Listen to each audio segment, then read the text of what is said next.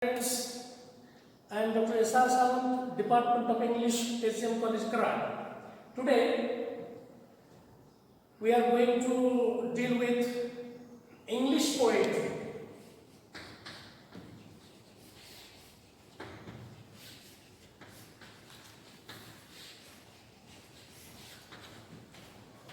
You might be knowing that this year, that is during this academic year 2020-21, Shivaji University has revised the curriculum for BA Part 3.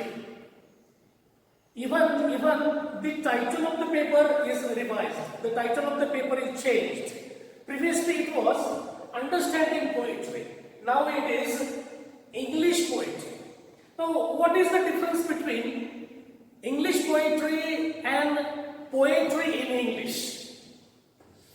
Can anybody of you tell me the distinction between English poetry and poetry in English? The distinction is English poetry is poetry written by English poets. It is written by English writers. And poetry in English is poetry written, for example, by Indian poets in English, American poets in English, Australian poets in English. It is written by poets from Sri Lanka in English. That is called poetry in English. This is the basic difference between English poetry and poetry in English. Normally, people ask the distinction between literature in English and English literature. This is the difference. People of the world, they have written literature in English language, but their mother tongue is not English. Their mother tongues are different. And English literature is literature written by English writers whose mother tongue is English. This is the difference between literature in English and English literature. This is the difference between English poetry and poetry in English. So, for this paper, in the beginning, we are going to talk about the historical background. There are three general topics prescribed by the university, and then there are texts, respective texts from that particular age. First, the topic is Elizabethan poetry.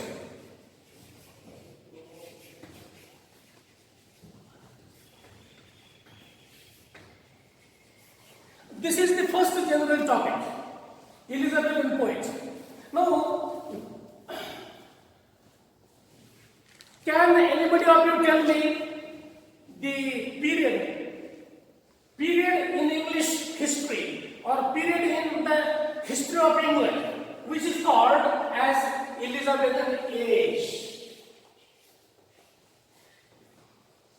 It is in fact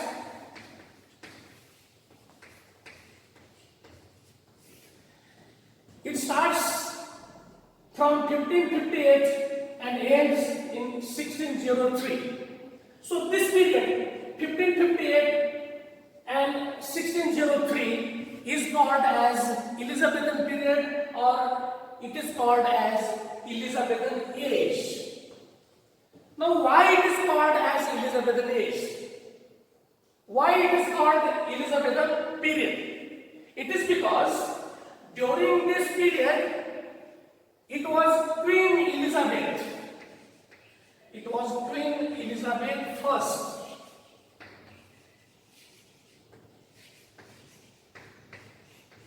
who ruled England during this period. So naturally, the period is named after her. Now, whatever poetry is written during this period is called as Elizabethan poetry.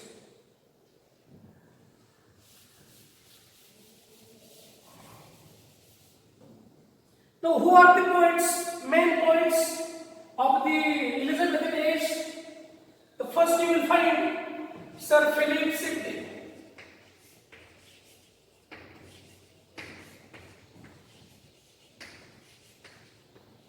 Sir Philip Sidney, Christopher Marlowe,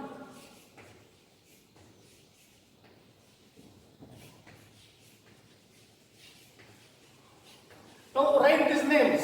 These are very important names. First poet is Sir Philip Sidney. Second one is Christopher Marlowe.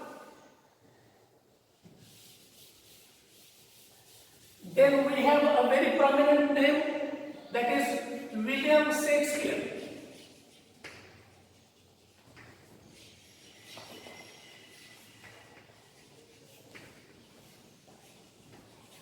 William Shakespeare. Now William Shakespeare is not just a poet. He is a poet, sonneteer, dramatist of world repute. William Shakespeare is the third. Then we find Michael Drayton.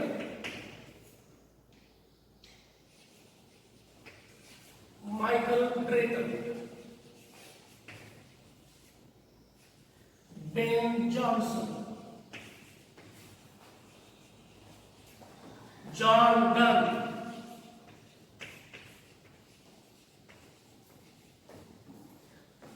These are, for example, prominent, dominant Elizabethan poets who wrote poetry during, as I said, 1558 and 1603.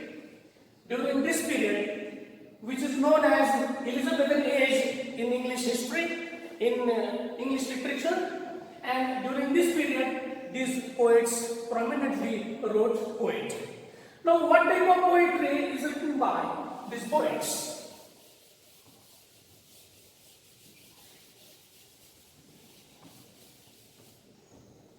Elizabethan age in the history of England or in the history of English literature is known as Golden Age. Why it is known as Golden Age? What are its prominent features? It is called as Golden Age and it is also called as the nest of singing birds. It is called the nest of the singing birds because during the Elizabethan age, these prominent poets we have discussed, they have written poetry in varied forms. They have written poetry or they have written poems in varied forms. Different poets wrote poems in different forms. Now, which were the forms poetry was written in by the Elizabethan poets or by the Elizabethan writers? First, sonnet. Then we find lyrics. Then we have satire. Then ballads, songs,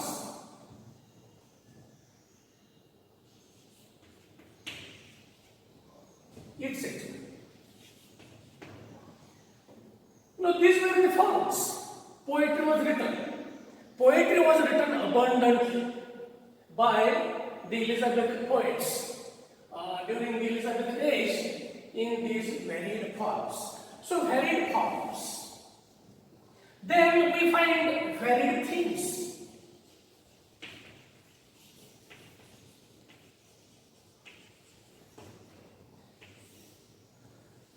As poetry was written in varied forms, likewise, it was also written on varied topics, on varied subjects.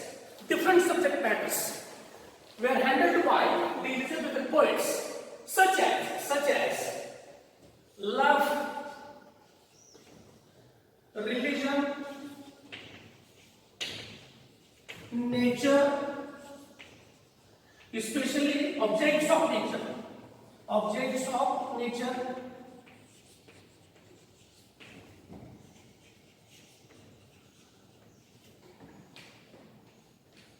these were the things.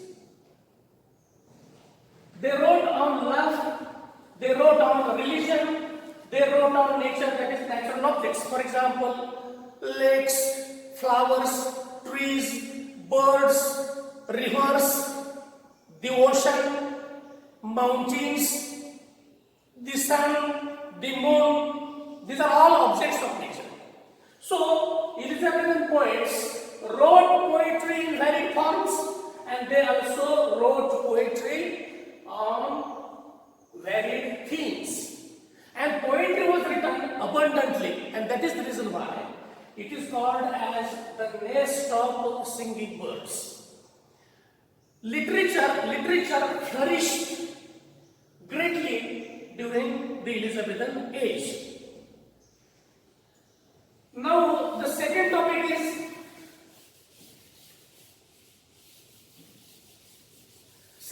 general topic is metaphysical poetry.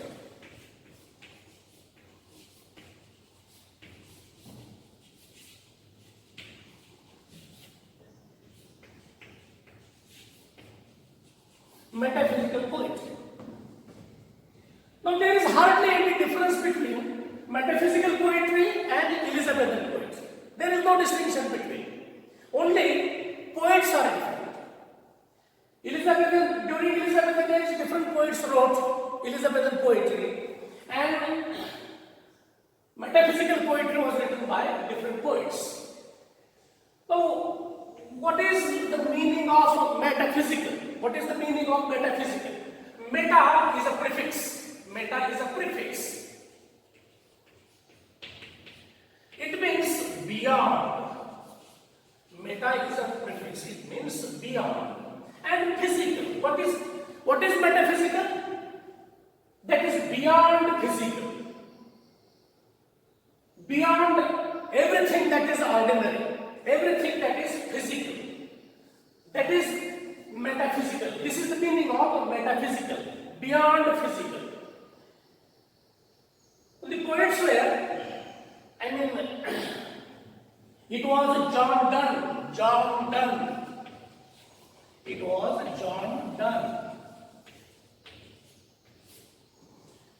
who founded the school of metaphysical poetry. And John Donne, he was the founder of the school. He was the pioneer to develop this kind of poetry.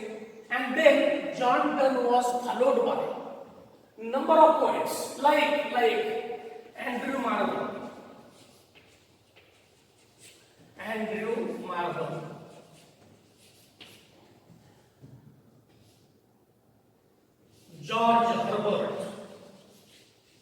George Herbert,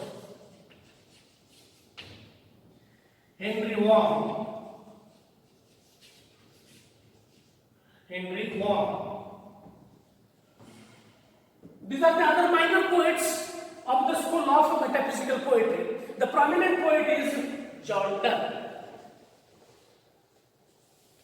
Though John Donne belongs to Elizabethan age, it was he who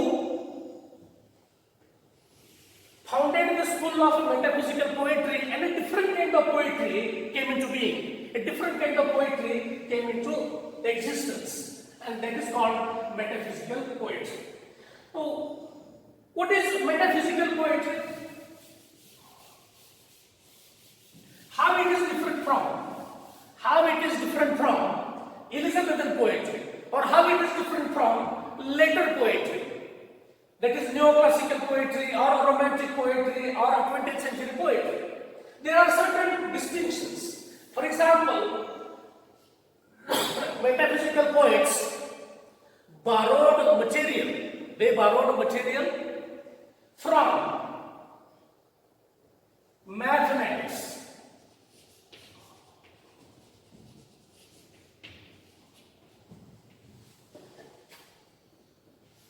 geography,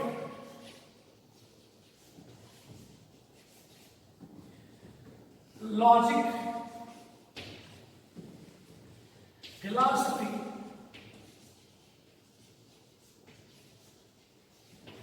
science, technology, and engineering. You will be wondered if you compare Elizabethan poetry example with metaphysical poet. John Donne is Elizabethan poet. Elizabethan poets, they have brought material for their poetry from nature or from the life around. Whereas metaphysical poets, they have borrowed material from these different worlds of science, technology, engineering, philosophy, mathematics, and logic. This is one point of difference, one point of distinction between other poetry and metaphysical poetry, or Elizabethan poetry and metaphysical poetry, neoclassical poetry and metaphysical poetry. The second important distinction between metaphysical poetry and other poetry is metaphysical poets are used conceits. Metaphysical poets have used conceits. What is the meaning of conceit? The meaning of conceit is far-fetched imagination. Metaphysical poets have used far-fetched imagination in their poetry. And this distinguishes or differentiates metaphysical poetry from the rest of the poetry.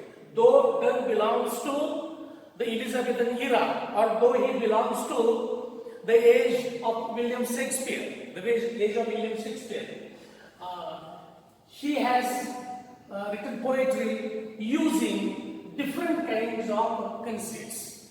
For example, to make you understand the conceit, let me give you one example.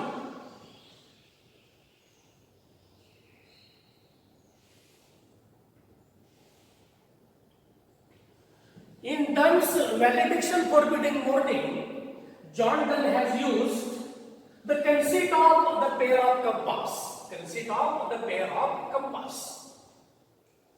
The pair that is still or stable, it is represented by wife. And the pair that moves around is represented by husband.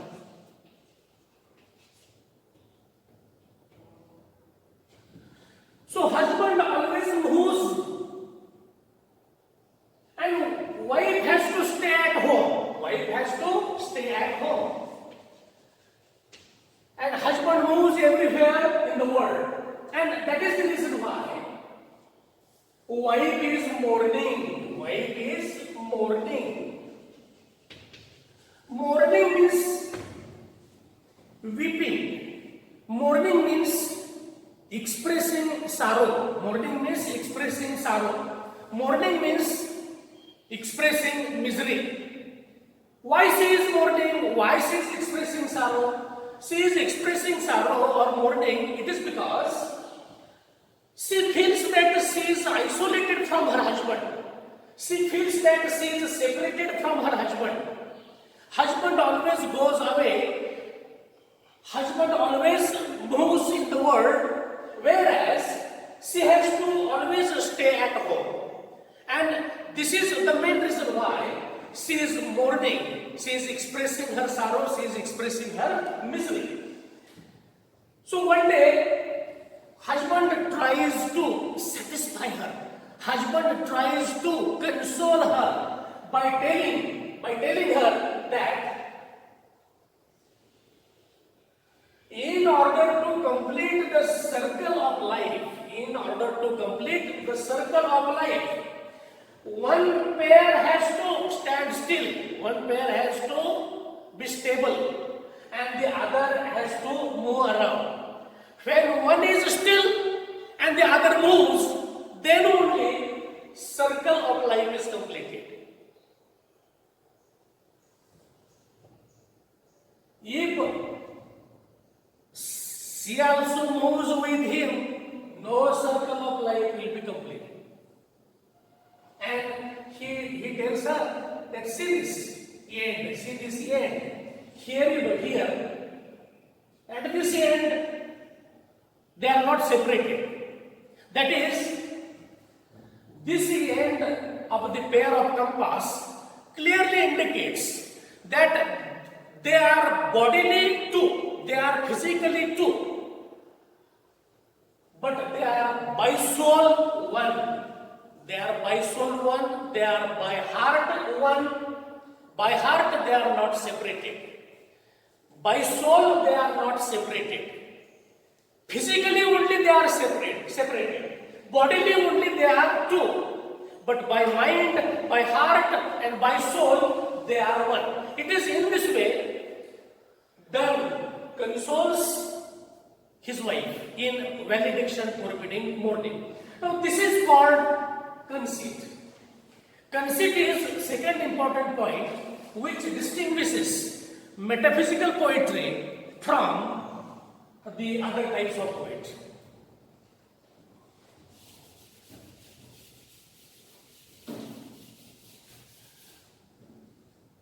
John Donne, Andrew Marvell, Henry Vaughan, George Herbert, they have written this type of poetry, that is metaphysical poetry. Now, the third one is romantic poetry.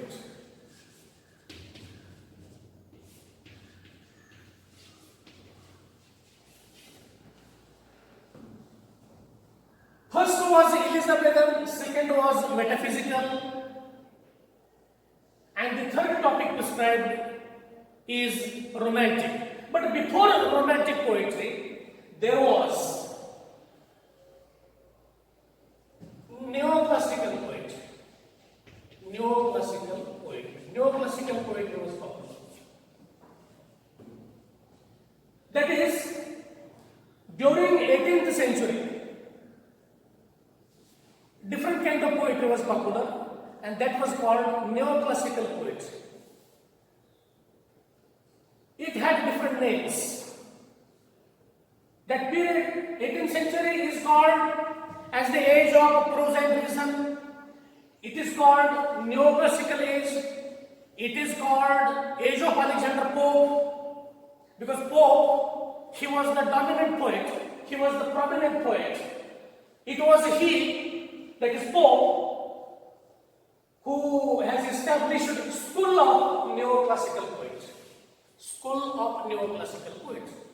So, after metaphysical and before romantic poetry, there was one more school of poetry, and that was school of neoclassical poetry, and it was founded by Alexander Pope during 18th century. And considering 18th century, or when we think about 18th century, we find there is more output in the form of poetry, more poetic output. So, romantic poetry is better understood in relation to neoclassical poetry, or in contrast to neoclassical poetry. Neoclassical poetry and romantic poetry, they are class apart. They are completely different. They are totally different. So let us see what are the distinctions between neoclassical poetry and the romantic poetry. But before going to the distinctions, let us see the prominent poets who wrote romantic poetry and who wrote neoclassical poetry. In the field of neoclassical poetry, we find three important figures. One is John Dryden.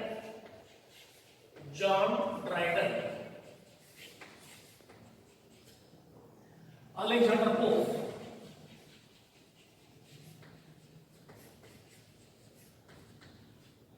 and Dr. Johnson.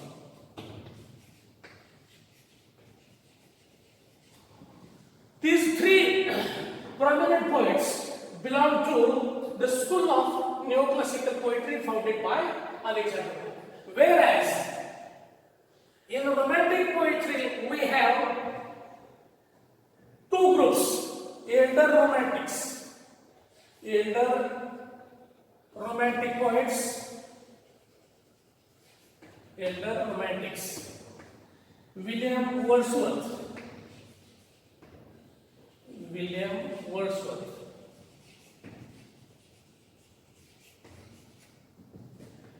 A.S.T. Coleridge. A.S.T. Coleridge. Sir Walter Scott and Robert Southey.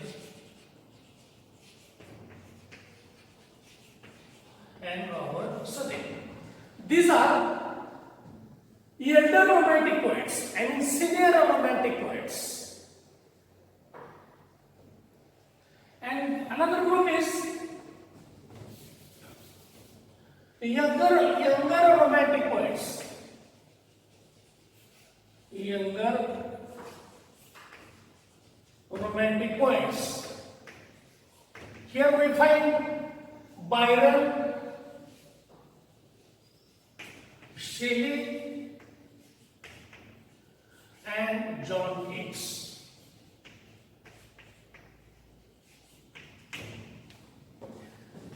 So romantic poets are divided into two groups: elder romantic poets and younger romantic poets.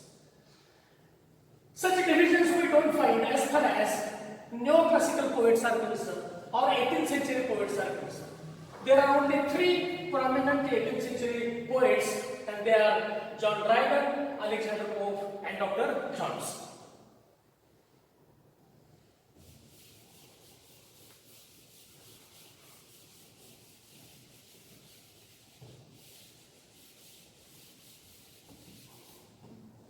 I told you that romantic poetry can better be understood in relation to neoclassical poetry or 18th century poetry. That is, neoclassical poetry was popular during 18th century. The entire century was dominated by neoclassical poetry, whereas romantic poetry came into being in the early part of the 19th century. Early part of the 19th century.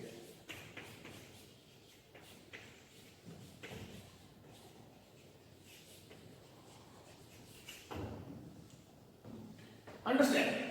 In the early part of the 19th century, romantic poetry came into being.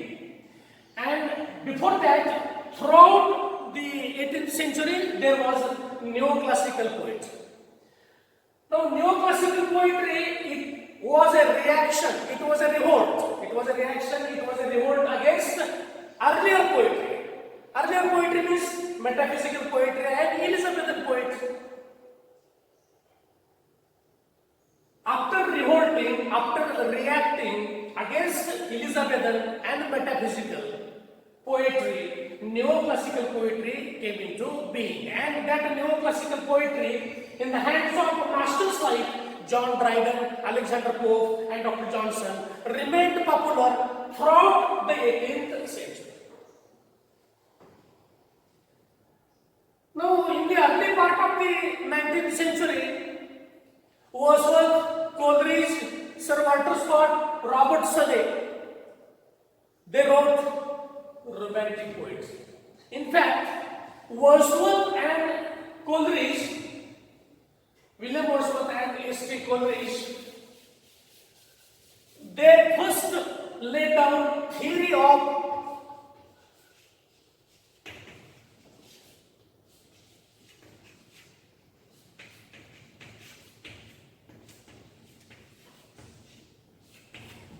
William Wordsworth and A.S.T. Coleridge, elder romantic poets, they first they first wrote theory of romantic poetry, and that theory of romantic poetry was published in the form of a book called Lyrical Ballads, and that book Lyrical Ballads was published in 1798, and with the publication of this book there began Romanticism.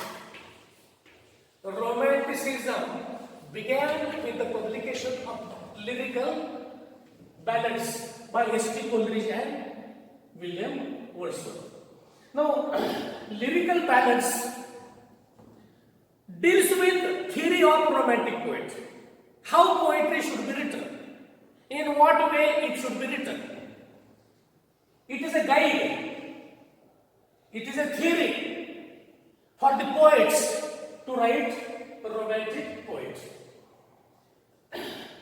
That is, in simple terms, we can say that lyrical ballads published in 1798, and with the publication of these lyrical ballads, there began romanticism. Now, what is romanticism? Romanticism is evocation of the past. It is revival of the past. Romantic poetry is, in fact, revival of Elizabethan poetry. As I already told you, you will have to study neoclassical poetry as a revolt against Elizabethan and metaphysics. And then you will have to study romantic poetry as a revolt against neoclassical poetry. There is nothing in common. There is nothing, no similarity between earlier school and the romantic school of poetry. Earlier school, neoclassical school of poetry. It was founded by Alexander Pope. And it was Alexander Pope who laid down strict rules and told the poets of 18th century that poetry should be written strictly according to the rules and regulations. Those who will deviate from, those who will violate these rules, their poems will not be published. So, for 18th century poetry, or for poetry in 18th century, there were hard rules, there were strict rules, there were norms prescribed. And poetry was written according to those norms. Wordsworth and Coleridge, establishing school of romantic poetry, revolted against earlier tradition. Earlier tradition, that is neoclassical tradition. So romantic poetry marks a complete break from earlier tradition, that is neoclassical tradition of poetry. Now, what are the differences? What are the characteristics of neoclassical poetry? What are the characteristics of romantic poetry? When we study the characteristics of both romantic poetry and neoclassical poetry or 18th century poetry, we automatically understand that there is no similarity, even a single similarity we don't come across with, or even a single point of similarity we don't find between. We don't find between romantic poetry and neoclassical poetry. Characteristics of neoclassical poetry are different. Characteristics of neoclassical poetry are different, and characteristics of romantic poetry are different. Poets who wrote romantic poetry, they are different, and poets who wrote neoclassical poetry, they are different. So, shall we discuss the characteristics? Let us discuss the characteristics.